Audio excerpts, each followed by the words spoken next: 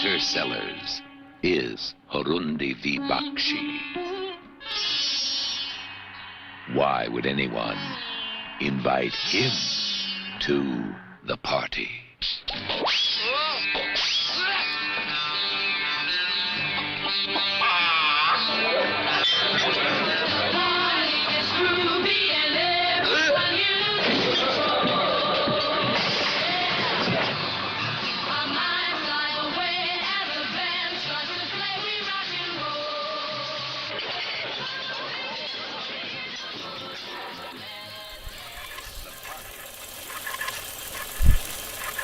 Eh bien, The Party est un film qui a une place tout à fait particulière pour moi en tant que spectateur et que regardeur de films.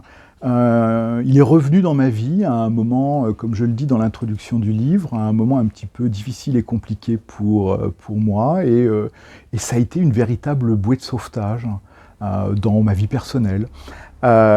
Et donc, lorsque Carol Orway m'a proposé de participer à sa collection, eh bien, je me suis tout simplement dit que ça serait une très belle idée, une très bonne idée de vouloir aussi rendre hommage à ce film en rentrant dedans d'une manière plus précise.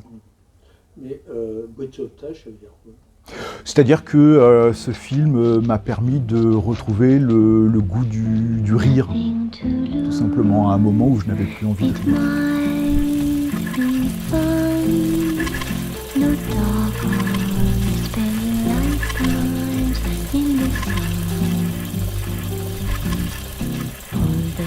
Il y a un parallèle qui a souvent été fait entre Tati et Edwards, notamment autour de ces deux films. Il me semble que les ressorts esthétiques et le travail que les deux cinéastes font sont assez différents. Il y a en effet des éléments à partir desquels on va pouvoir construire des espaces de dialogue, mais ils ne sont pas si grands que cela, je trouve, entre leurs différents films. Je parlais de l'époque.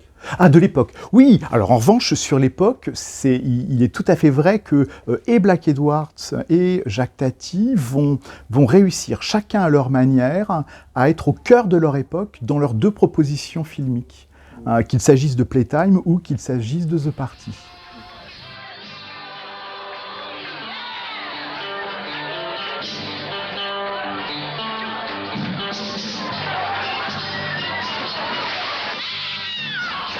Le film de Black Edwards a évidemment un feuilletage de lecture tout à fait important, riche et presque infini.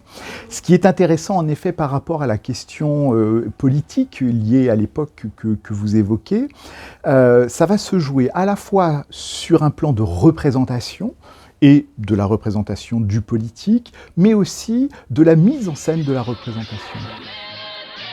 The party where everyone comes and anything goes.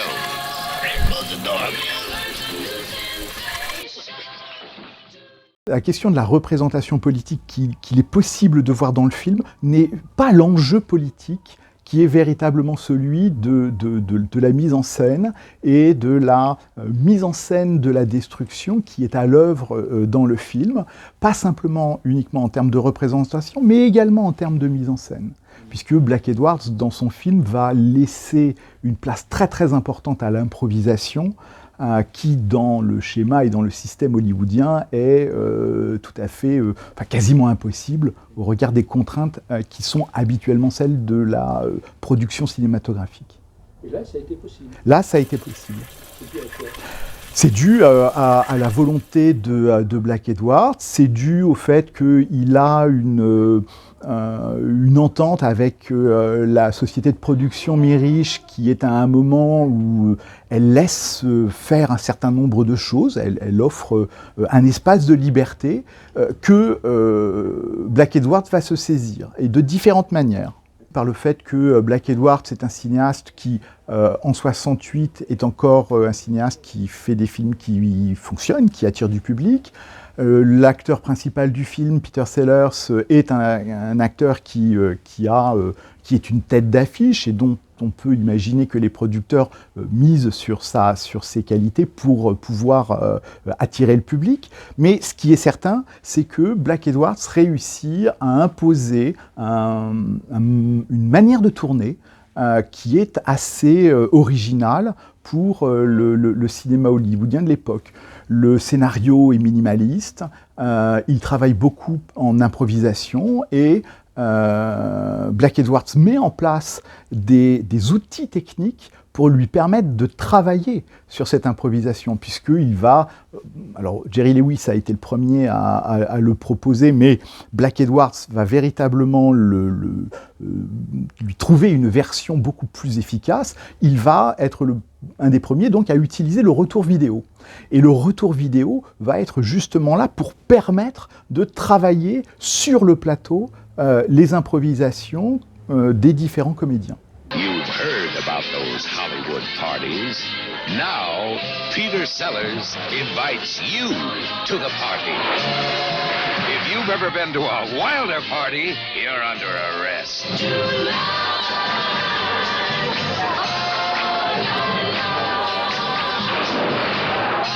Je pense que le moment des productions Mirisch, parce que si on regarde les films qu'ils vont proposer durant cette période assez courte finalement de la fin des années 50 et des années 60, va coïncider avec le fait qu'ils se rendent compte que le goût du public change.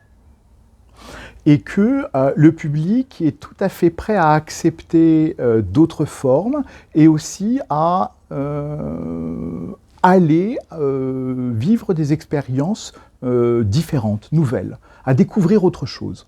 Et je pense que ce moment de ces producteurs, je ne suis pas certain que s'il avait été ailleurs, il aurait pu faire la même chose, le moment de ces producteurs a permis de mettre en place donc une cinématographie différente et ouverte au goût des différents spectateurs. Alors, le livre a une caractéristique tout à fait particulière, c'est que, outre une présentation générale du cinéaste et du film, l'essentiel de l'ouvrage, qui s'appelle le récit du film, consiste à faire une analyse séquence par séquence dans le film. Donc on avance dans le film en faisant des analyses des différentes séquences. Et ça implique eh bien, de trouver des portes d'entrée et parfois même d'inventer des processus de lecture qui vont être un petit peu différents pour trouver des moyens de se nourrir et de nourrir une analyse qui se renouvelle de séquence en séquence en ne tombant pas évidemment dans le piège d'une simple description de ce que l'on verrait au cours du visionnage du film. Alors, la première chose, évidemment, qui est un fil directeur tout à fait fondamental pour le film, c'est de voir comment se construisent et évoluent les différents gags et les différents types de gags qui sont essentiellement tenus par Peter Sellers. Mais on peut avoir d'autres types de lectures, et ça a été un travail que j'ai opéré et qui me semble être très, très important et fructueux, spécialement pour ce film. Ça a été de ne parfois regarder et ne voir et ne lire que les arrière-plans. C'est-à-dire de quitter la vedette pour regarder ce qui se passe derrière elle. Et justement, c'est là où il y a quelque chose d'absolument fondamental dans le film, c'est qu'on peut aussi voir et regarder The Party comme un film d'arrière-plan.